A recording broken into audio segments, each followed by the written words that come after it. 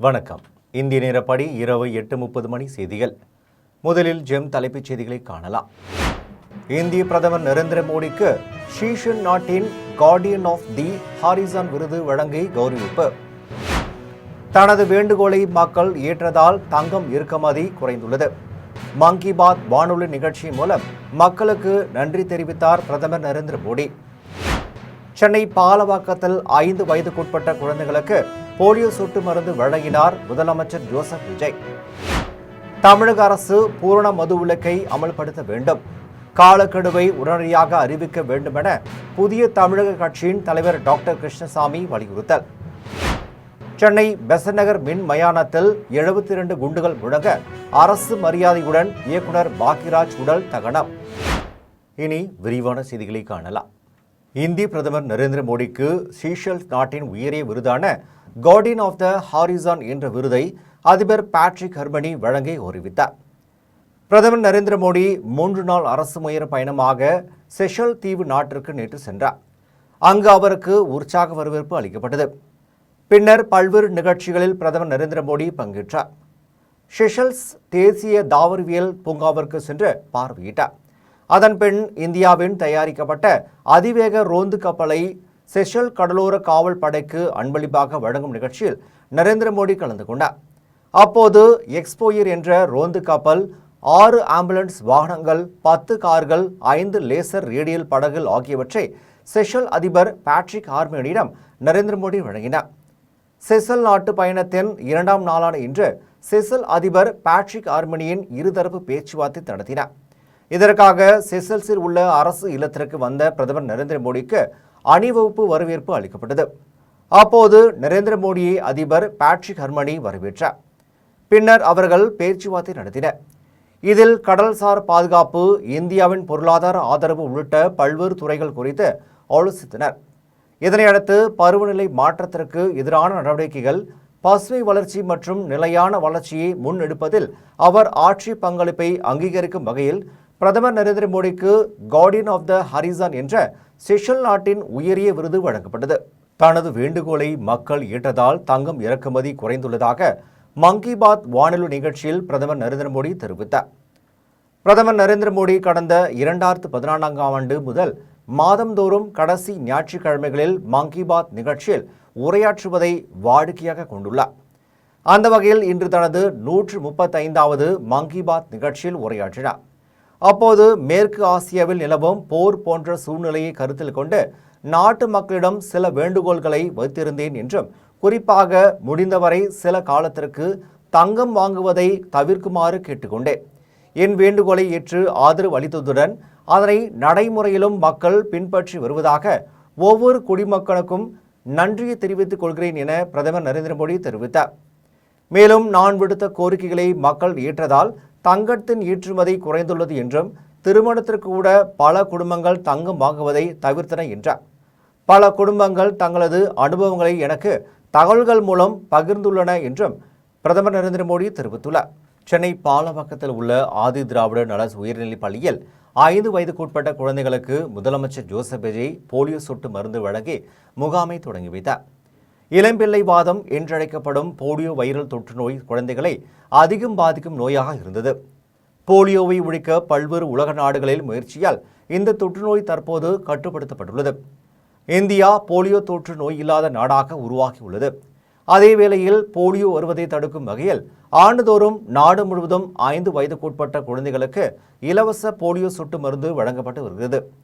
அதன்படி இந்த ஆண்டு போலியோ சொட்டு மருந்து வழங்கும் முகாமை தமிழகம் முழுவதும் இன்று நடைபெற்றது. தமிழகம் முழுவதும் 52.91 லட்சம் குழந்தைகளுக்கு போலியோ சொட்டு மருந்து வழங்கப்பட்டது.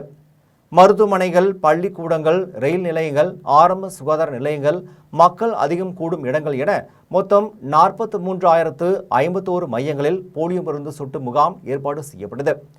இந்நிலையில் சென்னை பாலவாக்கத்தில் உள்ள ஆதி திராவிடர் நல உயர்நிலைப் பள்ளியில் நடைபெற்ற நிகழ்ச்சியில் முகாமை முதலமைச்சர் ஜோசப் விஜய் பங்கேற்று குழந்தைகளுக்கு சொட்டு மருந்து வழங்கி முகாமை தொடங்கி வைத்தார்.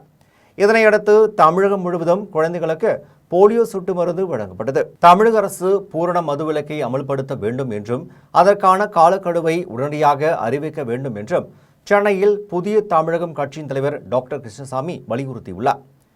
சென்னை நுங்கம்பாக்கத்தில் புதிய தமிழகம் கட்சியின் தலைவர் டாக்டர் கிருஷ்ணசாமி செய்தியாளர்களை சந்தித்து பேசினார்.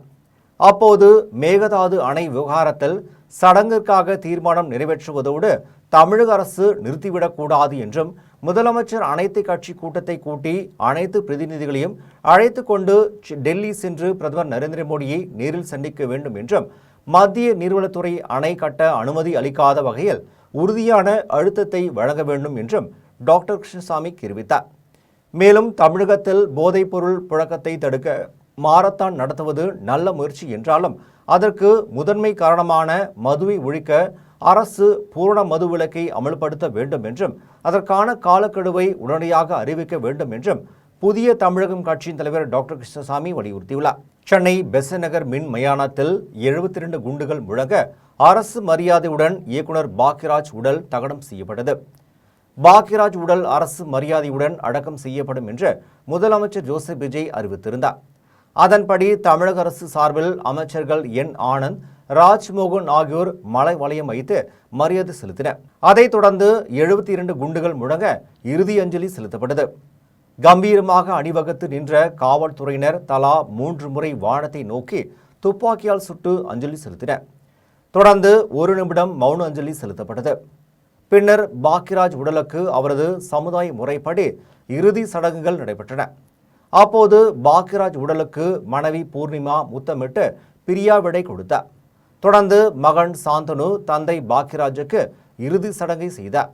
அதன் பிறகு அவருடைய உடல் சென்னை பெசன்ட் நகர் மின் மயானத்தில் தகனம் செய்யப்பட்டது. திரைக்கதை மன்னன் பாக்யராஜுக்கு திரைத்துறையினர், பொதுமக்கள் பிரியாவிடை அளித்தனர். வருவாய்த்துறையில் இதுவரை வெள்ளை அறிக்கை வெளியிட்டதே இல்லை. அந்த துறை சிறப்பாக செயல்பட்டு வருகிறது என்று கோவையில் வருவாய்த்துறை அமைச்சர் செங்கோட்டையன் தெரிவித்துள்ளார். கோவை விமான நிலையத்தில் வருவாய்த்துறை அமைச்சர் செங்கோட்டையன் செய்தியாளர்களை சந்தித்து பேசினார்.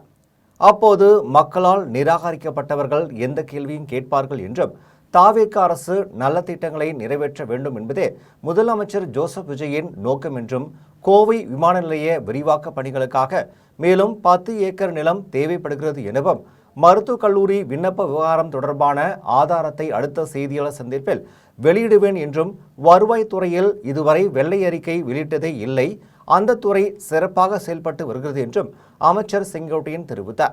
உலகத்திலேயே ரூபாய் 20க்கு இன்சூரன்ஸ் அறிமுகப்படுத்தியது பிரதமர் நரேந்திர மோடி மட்டும்தான் என சென்னை மயிலாப்பூரில் நடைபெற்ற பிரதமரின் மன் கி பாத் நிகழ்ச்சியில் தமிழிசை சவுந்தரராஜன் தெரிவித்தார். சென்னை மயிலாப்பூரில் உள்ள கற்பகம்பாள் கல்யாண மண்டபத்தில் 135வது மன் கி பாத் நிகழ்ச்சியில் பாஜக மூத்த தலைவர் தமிழிசை சவுந்தரராஜன் கலந்து கொண்டார். அதன் பின்னர் தமிழிசை சவுந்தரராஜன் செய்தியாளர்களை சந்தித்து பேசினார்.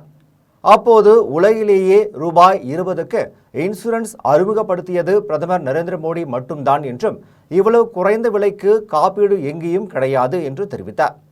மேலும் இன்று போலியோ சொட்டு மருந்து தினத்தன்று முதலமைச்சர் ஜோசப் விஜய் குழந்தைகளுக்கு போலியோ சொட்டு மருந்து வழங்கி நிகழ்ச்சியில் பங்கேற்றதை வரவேற்கிறேன் என்றும், போலியோ சொட்டு மருந்து பற்றி விழிப்புணர்வு மக்களுக்கு தேவையான ஒன்று எனவும், இதனால் குழந்தைகளுக்கு போலியோ நோய் வராமல் தடுக்கலாம் எனவும், பாஜக ஆட்சியில் இருந்தபோதுதான் போலியோ ஒழிப்பதற்கான அனைத்து முயற்சிகளும் மேற்கொள்ளப்பட்டது என்றும் தமிழிசை சவுந்தரராஜன் தெரிவித்தார். அரக்கோணம் பேருந்து நிலையத்தில் கூட்டுறவுத்துறை அமைச்சர் காந்திராஜ் தேசிய சொட்டு மருந்து சிறப்பு முகாமினை தொடங்கி வைத்தார்.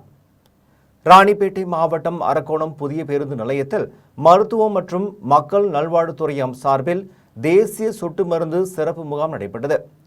முகாமில் சிறப்பு அழைப்பாளராக கூட்டுறவுத்துறை அமைச்சர் வா காந்திராஜ் கலந்து கொண்டு 5 வயதுக்குட்பட்ட குழந்தைகளுக்கு சொட்டு மருந்து வழங்கி முகாமை தொடங்கி வைத்தார். ராணிப்பேட்டை மாவட்டத்தில் 824 முகாம்கள் அமைக்கப்பட்டு 5 வயதுக்குட்பட்ட 76,683 குழந்தைகளுக்கு போலியோ சொட்டு மருந்து வழங்கப்பட்டது.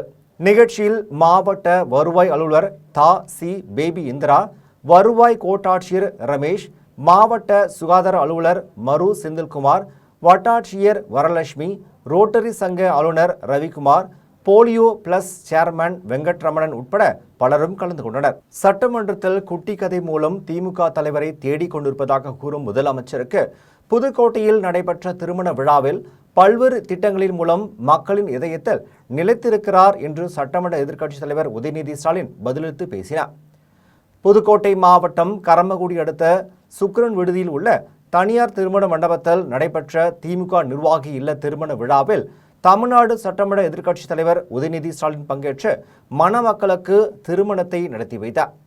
நிகழ்வில் முன்னாள் அமைச்சர்கள் எஸ். ரகுபதி, கோவி செழியன், மெய்யநாதன், அன்பில் மகேஷ் பொய்யாமொழி, வைத்திலிங்கம், முன்னாள் ஒன்றிய இணையமைச்சர் எஸ். பழனி மாணிக்கம் உள்ளிட்ட திமுக நிர்வாகிகள், தொண்டர்கள் என பலரும் கலந்து கொண்டனர். விழாவில் சட்டமன்ற எதிர்க்கட்சித் தலைவர் உதயநிதி ஸ்டாலின் பேசினார்.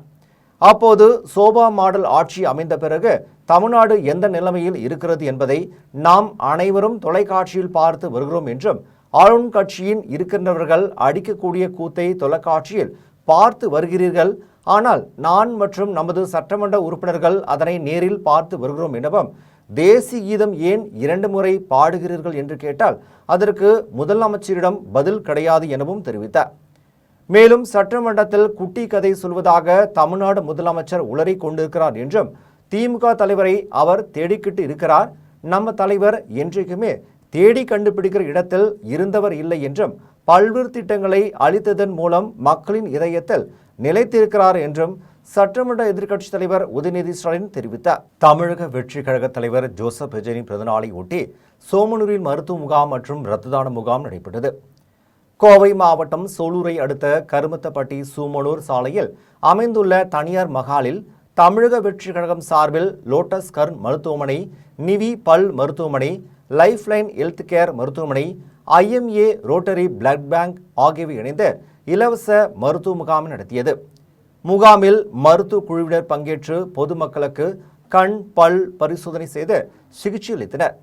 இதனையடுத்து இரத்த தான முகாம் நடைபெற்றது. இரத்த தானம் செய்த அனைவருக்கும் ரூபாய் 2 லட்சத்திற்கு 1 வருடத்திற்கான விபத்து காப்பீடு இன்சூரன்ஸ் சான்றிதழ் வழங்கப்பட்டது. இதனையடுத்து கராத்தே போட்டியில் முதலிடம் பிடித்து நேபாளத்தில் நடைபெறும் கராத்தே போட்டிக்கு தேர்வு செய்யப்பட்டுள்ள அன்னூர் அரசு பள்ளியில் 10ஆம் வகுப்பு படிக்கும் பிரணாத் என்ற மாணவருக்கு கருமத்தப்பட்டி தமிழக வெற்றி கழகம் சார்பில் சட்டமன்ற உறுப்பினர் முன்னிலையில் ஊக்கத்தொகை வழங்கப்பட்டது. நிகழ்ச்சிக்கான ஏற்பாடுகளை கனகராஜ், குமரன், மனோஜ், குட்டிப்புலி, அஜித் ஆகியோர் செய்திருந்தனர். நிகழ்ச்சியில் சூலூர் சட்டமன்ற உறுப்பினருடன் மருத்துவர்கள் குரூப் புகைப்படம் எடுத்துக் கொண்டனர். நகராட்சி கடைகளுக்கான வாடகையை வணிகர்கள் தடையில்லாமல் செலுத்தக்கூடிய வகையில் நியாயமான வாடகையை நிர்ணயிக்க வேண்டும் என்று கூட்டுறவுத்துறை அமைச்சர் காந்திராஜிடம் தமிழ்நாடு வணிகர் சங்கங்களில் பேரமைப்பு மாநில இணைச் செயலாளர் CG எத்திராஜ் கோரிக்கை விடுத்தார்.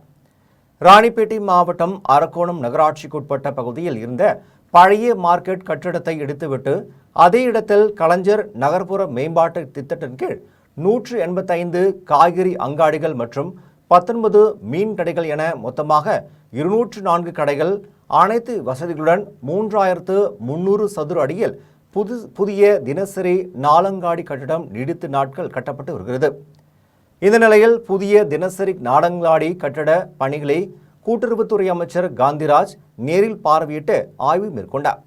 அப்போது தமிழ்நாடு வணிகர் சங்கங்களின் பேரமைப்பு மாநில இணைச் செயலாளர் CG எத்திராஜ் அமைச்சரை நேரில் சந்தித்து உயர்நீதிமன்ற தீர்ப்பில் தெளிவாக குறிப்பிட்டுள்ளதை போன்று ஏற்கனவே நகராட்சி கடைகளில் வணிகம் செய்து வந்த வணிகர்களுக்கே மீண்டும் கடைகளை கொடுப்பதில் முன் உரிமை அளிக்க வேண்டும் என்றும், தற்போதுள்ள வணிகர்கள் சிறு குறு வணிகர்களாக இருப்பதால் நகராட்சி கடைகளுக்கான வைப்பு தொகை ரூபாய் 1 லட்சம் மட்டுமே நிர்ணயிக்க வேண்டும் என்றும் கோரிக்கை விடுத்தார். மேலும் கடைகளுக்கான வாடகையை வணிகர்கள் வரும் காலங்களில் நகராட்சிக்கு தங்கு தடையில்லாமல் செலுத்தக்கூடிய வகையில் நியாயமான வாடகையை நிர்ணயிக்க வேண்டும் எனவும் கோரிக்கை வைத்தார். குறைகளை கேட்டறிந்த அமைச்சர் காந்திராஜ் துறை சார்ந்த அலுவலர்களுடன் ஆலோசித்து நடவடிக்கை எடுக்கப்படும் என்றும் தெரிவித்தார். அப்போது அரக்கோணம் மார்க்கெட் வணிகர் சங்க முக்கிய நிர்வாகிகள் உடன் இருந்தனர். காங்கிரஸ் கட்சியின் மாநிலங்களவை உறுப்பினராக பதவியேற்றுக் கொண்ட பிரவீன் சக்கரவர்த்திக்கு சென்னை விமான நிலையத்தில் காங்கிரஸ் கட்சியின் நிர்வாகிகள் மாலை அணிவித்து வாழ்த்துக்களை தெரிவித்தனர். காங்கிரஸ் கட்சியின் மாநிலங்களவை உறுப்பினராக பதவியேற்றுக் கொண்ட பிரவீன் சக்கரவர்த்தி டெல்லியிலிருந்து சென்னை விமான நிலையத்திற்கு வந்தார்.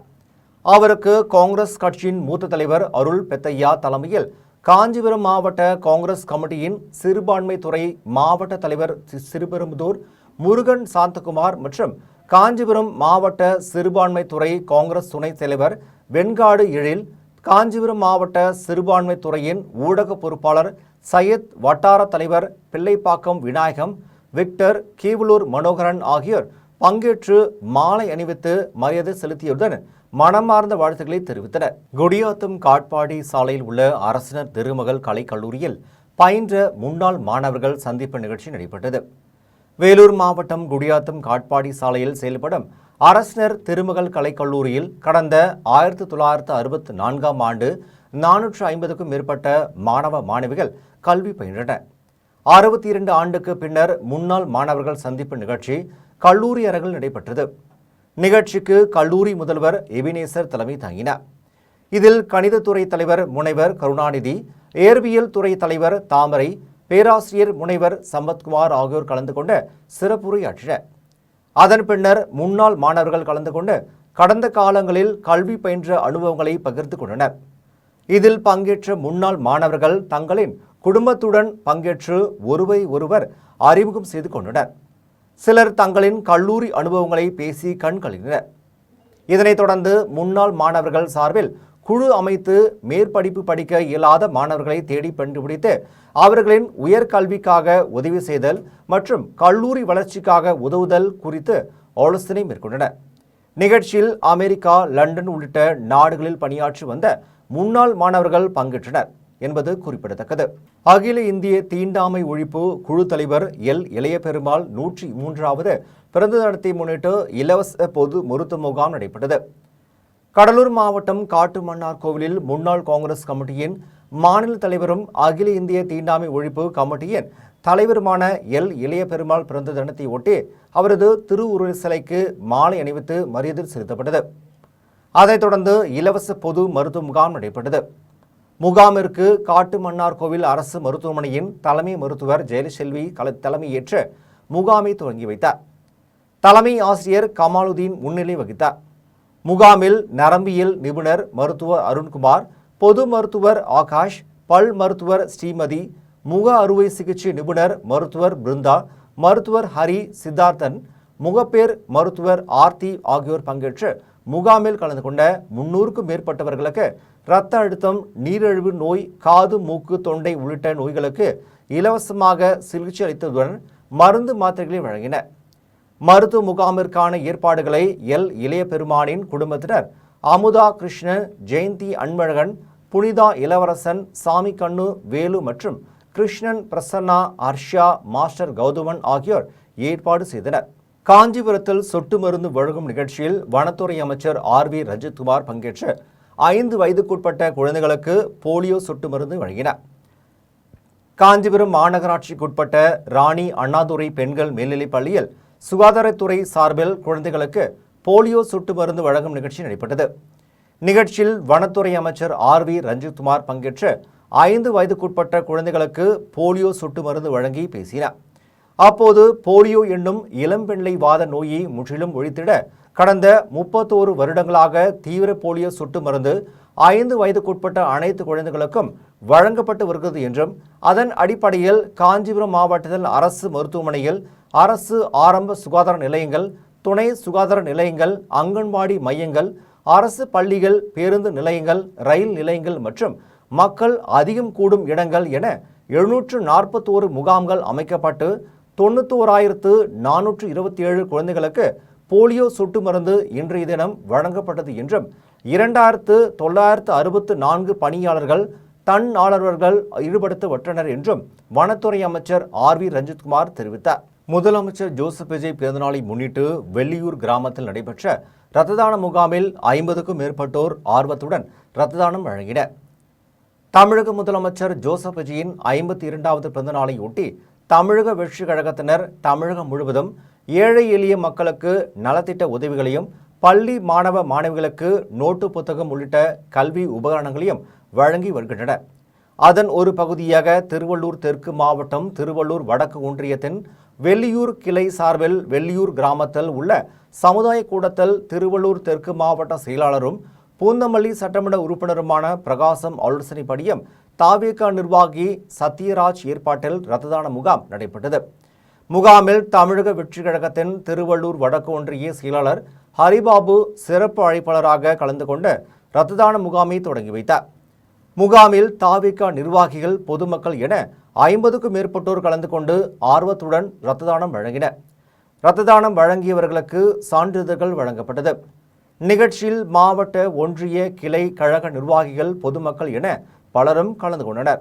தஞ்சை மாவட்டம் கும்பகோணத்தில் 43வது வார்டு செயலாளர் பூபாலன் ஏற்பாட்டில் நடைபெற்ற முதலமைச்சர் ஜோசப் விஜயின் பிறந்தநாள் விழாவில் 300க்கும் மேற்பட்டோருக்கு தவேகாவினர் சில்வர் குடம் வழங்கினர். தமிழக முதலமைச்சர் ஜோசப் விஜயின் 52வது பிறந்தநாளையொட்டி வேளாண்மை மற்றும் உழவர் நலன் பாதுகாப்புத்துறை அமைச்சருமான வினோத் ரவியின் ஆலோசனைப்படியும் தவேகாவின் மாவட்ட பொருளாளர் விஜயச்சந்திரன், மாநகர செயலாளர் முருகானந்தம் ஆகியோர் வழிகாட்டுதலின்படியும் பகுதி செயலாளர் சரவணன் மேற்பார்வையிலும் தஞ்சை மாவட்டம் கும்பகோணம் மாநகராட்சியின் 43வது வார்டில் நலத்திட்ட உதவிகள் வழங்கும் நிகழ்ச்சி நடைபெற்றது. 43வது வார்டு செயலாளர் ஜோ பூபாலன் ஏற்பாட்டில் நடைபெற்ற நிகழ்ச்சியில் தவேகாவினர் கலந்து கொண்டு தூய்மை பணியாளர்கள், பொதுமக்கள் என 300க்கும் மேற்பட்டோருக்கு சில்வர் குடங்களை வழங்கினர். இதில் தவேகா நிர்வாகிகள், தொண்டர்கள், பொதுமக்கள் மற்றும் அங்கன்வாடி பணியாளர்கள் திரளாக கலந்து கொண்டனர். வன விலங்குகளிடமிருந்து மக்களை காப்பாற்ற நடவடிக்கை எடுக்காத வனத்துறையினரை கண்டித்து களியில் ஜங்ஷனில் பாஜகவினர் உண்ணாவிரத போராட்டத்தில் ஈடுபட்டனர். கன்னியாகுமரி மாவட்டம் ஆறுகாணி, பத்துகாணி, வட்டப்பாறை, பேனு, ஒரு 100ஆம் மைல், மோதிரமலை, கோதையார், கொளிஞ்சிமடம் உள்ளிட்ட மலையோர பகுதிகளில் வசிக்கின்ற மலைவாழ் மக்களை வனவிலங்குகள் தாக்குவதாலும் காட்டு யானைகளின் அட்டகாசம் தொடர்ந்து நடைபெறுவதாலும் மக்கள் அச்சத்தில் உள்ளனர். இந்நிலையில் வன விலங்குகளிடமிருந்து மக்களை காப்பாற்ற நடவடிக்கை எடுக்காத வனத்துறையினரை கண்டித்து பாரதிய ஜனதா கட்சியின் மேல்புறம் வடக்கு ஒன்றியம் சார்பில் ஒன்றிய தலைவர் ஹரிஷ்குமார், மேற்கு மாவட்ட தலைவர் சுரேஷ் ஆகியோர் தலைமையில் களியில் ஜங்ஷனில் பாஜகவினர் ஒரு நாள் உண்ணாவிரத போராட்டத்தில் ஈடுபட்டனர்.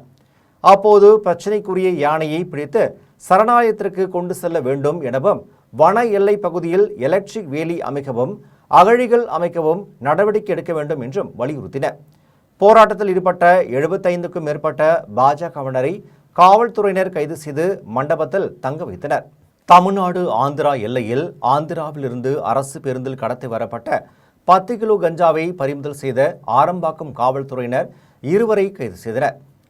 தமிழ்நாடு ஆந்திர எல்லையான ஆரம்பாக்கம் அடுத்த எலாவூர் சோதனை சாவடியில் கடத்தல் சம்பவங்களை தடுத்திடும் வகையில் காவல்துறையினர் தீவிர வாகன சோதனையில் ஈடுபட்டனர். அப்போது ஆந்திராவிலிருந்து வந்த அரசு பேருந்தை நிறுத்தி சோதனை மேற்கொண்டதில் பேருந்தில் பயணித்த பயணிகளில் 20 பைகளில் பண்டல் பண்டலாக கஞ்சா இருந்ததை கண்டுபிடித்தனர்.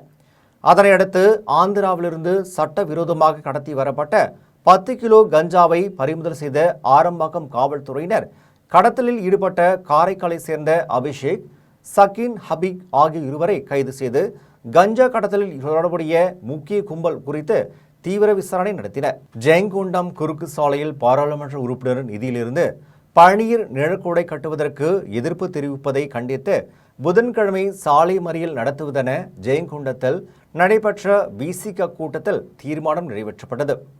ஜெயங்கொண்டம் சட்டமன்ற தொகுதியின் விடுதலை சிறுத்தைகள் கட்சியின் மாவட்ட செயற்குழு கூட்டம் ஜெயங்கொண்டம் தனியார் திருமண மண்டபத்தில் மாவட்ட செயலாளர் கதிர்வளவன் தலைமையில் நடைபெற்றது. கூட்டத்தில் மாவட்ட பொருளாளர் சின்னராஜா முன்னிலை வகித்தார். கூட்டத்தில் பங்கேற்றவர்களை ஜெயங்கொண்டம் நகர செயலாளர்கள் சத்யநாதன், அருண் ஆகியோர் வரவேற்றனர். கூட்டத்தில் சிறப்பு அழைப்பாளராக மாநில செயற்குழு உறுப்பினர் தமிழ்மாறன் கலந்து கொண்டு சிறப்புரையாற்றினார். கூட்டத்தில் விடுதலை சிறுத்தைகள் கட்சியின் வளர்ச்சி குறித்து ஒவ்வொரு உறுப்பினர்களுக்கும் தங்களது கருத்துக்களை பகிர்ந்து கொண்டனர். கூட்டத்தில் ஆகஸ்ட் 17ஆம் தேதி கட்சியின் தலைவர் திருமாவளவன் பிறந்தநாளை முன்னிட்டு நடைபெறும் மாநாட்டிற்கு அரியலூர் கிழக்கு மாவட்டம் சார்பில் 100க்கும் மேற்பட்ட வாகனங்களில் கட்சி தொண்டர்களை அழைத்து செல்வது எனவும், ஜெயங்கொண்டம் குறுக்கு சாலையில் பாராளுமன்ற உறுப்பினர் நிதியிலிருந்து பழநீர் நிழற்குடை கட்டுவதற்கு சிலர் மறைமுகமாக எதிர்ப்பு தெரிவிப்பதை கண்டித்து வரும் புதன்கிழமை ஜெயங்கொண்டம் குறுக்கு சாலையில் சாலை மறியல் போராட்டம் நடத்துவது எனவும் தீர்மானம் நிறைவேற்றப்பட்டது. இதில் மண்டல துணை செயலாளர் செல்வராஜ், மாவட்ட அமைப்பாளர்கள் சிவக்குமார், தேச மாரியப்பன், நகரமன்ற உறுப்பினர் காஞ்சனா சரவணன், அரசு ஊழியர் ஐக்கிய பேரவை மாநில துணை செயலாளர் சிபி ராஜா மற்றும் செய்தி தொடர்பாளர் வேல்முருகன், மாவட்ட மகளிரணி செயலாளர் திலகவதி, மாவட்ட துணை செயலாளர் தேன்மொழி உட்பட பலரும் கலந்து கொண்டனர். இயற்கை வளங்களை கொள்ளையடித்தவர்களுக்கு மன்னிப்பு இல்லை என்றும், கிரானைட் வழக்கில் விரைந்து நடவடிக்கை எடுக்கப்படும் என்றும் மேலூரில் மின்சாரத்துறை அமைச்சர் நிர்மல்குமார் தெரிவித்தார். தமிழக முதலமைச்சர் ஜோசப் விஜயின் 52வது பிறந்தநாளையொட்டி மதுரை மாவட்டம் மேலூரில் நடைபெற்ற இரட்டை மாட்டு வண்டி பந்தயத்தை தமிழகம் சட்டமன்ற மற்றும் மின்சாரத்துறை அமைச்சர் நிர்மல்குமார் தொடங்கி வைத்தார். அதன் பின்னர் செய்தியாளர் சந்தித்து பேசினார். அப்போது முன்னாள் அமைச்சர் ஏவாவேலு தொடர்பான லஞ்ச ஒழிப்புத்துறை சோதனை குறித்து கேட்கப்பட்ட கேள்விகளுக்கு பதிலளித்த அவர், ஊழல் தொடர்பான ஆதாரங்கள் கிடைத்ததன் அடிப்படையில் லஞ்ச ஒழிப்புத்துறை வழக்கு பதிவு செய்து விசாரணை நடத்தி வருவதாகவும், பல்வேறு இடங்களில் ஊழல் மூலம் ஆயிரக்கணக்கான கோடியில் மக்கள் பணம் கொள்ளையடிக்கப்பட்டுள்ளதாகவும், எங்கு ஆதாரங்கள் உள்ளனவோ அங்கு சட்டப்படி விசாரணை நடைபெறும் என்றும், இயற்கை வளங்களை கொள்ளையடித்தவர்களுக்கு மன்னிப்பு இல்லை என்றும், கிரானைட் வழக்கில் விரைந்து நடவடிக்கை எடுக்கப்படும் என்றும் மின்சாரத்துறை அமைச்சர் நிர்மல்குமார் தெரிவித்தார். சென்னையில் நேற்றிரவு பெய்த மழையில் விருகம்பாக்கம் கால்வாயில் வெள்ளப்பெருக்கு ஏற்பட்டதில் 100க்கும் மேற்பட்ட வீடுகளுக்குள் வெள்ளம் புகுந்தது. கோயம்பேட்டில் இருந்து விருகம்பாக்கத்திற்கு செல்லும் சாலையில் கால்வாயின் குறுக்கே உள்ள பழைய பாலத்தை இடித்து விட்டு புதிய பாலம் கட்டும் பணி நடைபெறுகிறது. இதேபோல் விருகம்பாக்கம் கால்வாயின் இருபுறமும் ஏற்கனவே வலுவாக உள்ள தடுப்பு சுவர்களை உடைத்துவிட்டு புதிய தடுப்பு சுவர் கட்டும் பணி நடைபெறுகிறது. இந்த 2 பணிகளுக்காகவும் கால்வாயில் நீர் வழிதோட வழியின்றி மண்ணால் அணை போட்டு பறித்துவிட்டன. இந்நிலையில் நேற்றிரவு 1 மணி நேரம் பெய்த மிதமான மழையில் கால்வாயில் வெள்ளப்பெருக்கு ஏற்பட்டது.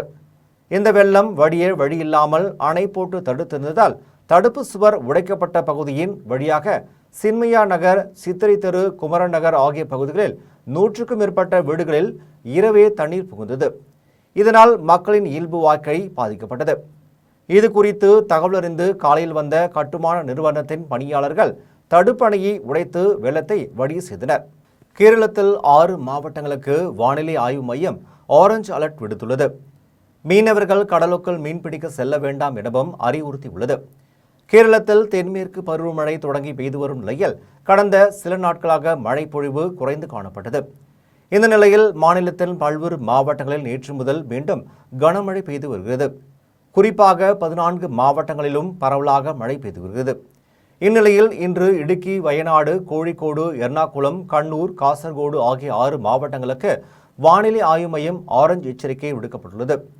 திருவனந்தபுரம், கொல்லம், பத்தனத்திட்டை, ஆலப்புழா, திருச்சூர், பாலக்காடு, மலைப்புறம் மாவட்டங்களுக்கு மஞ்சள் எச்சரிக்கை விடுத்துள்ளது.